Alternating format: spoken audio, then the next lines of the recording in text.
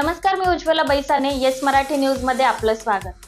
आता पाहूयात या घडीची सर्वात महत्त्वाची बातमी सविस्तर. नांदगाव तांबेवाडीमध्ये एका विहिरीमध्ये पडलेल्या घोणस जातीच्या विषारी सापाला सर्पमित्राने दिले जीवनदान.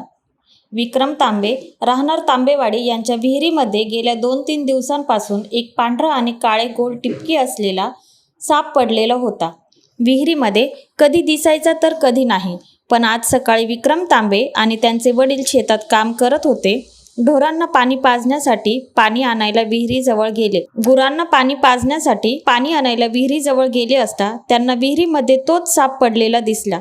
तांबे यांनी नांदगाव सर्पमित्र विजय बडोदे यांना संपर्क केला आणि बडोदे यांनी विहिरीमध्ये पडलेल्या सापाला व्यवस्थित बाहेर काढले आणि बरणीत बंद केले व थोडक्यात माहिती दिली. हा घोणस जातीचा अतिविषारी साप आहे. याची सरासरी लांबी 4.5 ते 5 फूट आहे. मादी 40 ते 50 पिल्ले देते. हा साप चिडल्यानंतर प्रेशर कुकरची शिट्टीसारखा आवाज काढून 0 मिनिटातच चावा घेतो. सर्पदंश झाल्यावर तांत्रिक-मांत्रिककडे वेळ न घालवता आरोग्य रुग्णालयात घेऊन जाणे. वेळेवर उपचार नाही मिळाला तर जीव गमावू शकतो.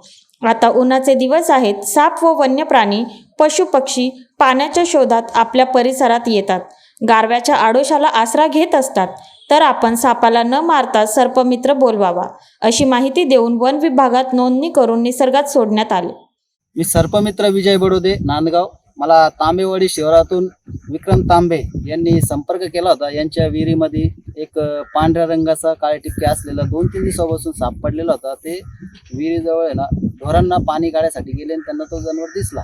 त्यांनी मला संपर्क केला. मी तिथं आलो आणि बघितलं तर घोणस जातीचा अतिविषारी साप होता तो पडलेला. त्याला न विजा होता. व्यवस्थित मी तो काढला. आता वन विभागात नोंद करून रिलीज करणार. उन्हाचं खूप प्रमाण जास्त असल्यामुळं जनावरं गारव्याच्या ठिकाणी येता विहिरीमध्ये पडता. तर आपण शक्यता सापांना न मारता सर्पमित्रांच्या मदतीने जीवदान द्या. धन्यवाद. माझं नाव भगवान सीताराम गोयकर, गाव तांबेवाडी, तालुका नांदगाव. मी सकाळी उठलो, शेतात आलो आणि ते विहिरीवर आलो ना, मोटर चालू करायसाठी आलो डोराला पाणी भरासाठी. ते सर्प मला दिसला. मग मी आपले विजय बडोदे, आपले नांदगावचे सर्पमित्र, त्यांना बोलून घेतलं आणि ते सर्पांनी ताब्यात देऊन आणि ते वन विभागात सोडून जिवंत केलं. देवा सोडून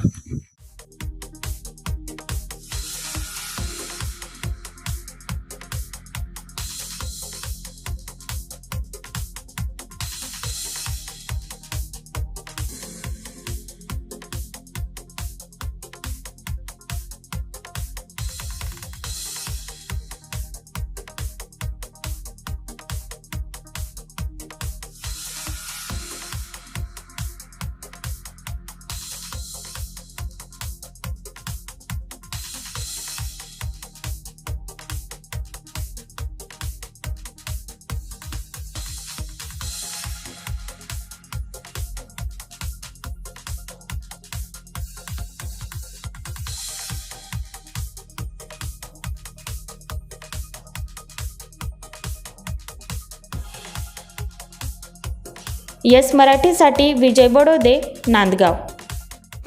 अशा प्रकारच्या ताज्या घडामोडींसाठी येस मराठी न्यूज यूट्यूब चॅनलला लाईक करा, शेअर करा आणि सबस्क्राईब करा आणि बघत रहा येस मराठी न्यूज.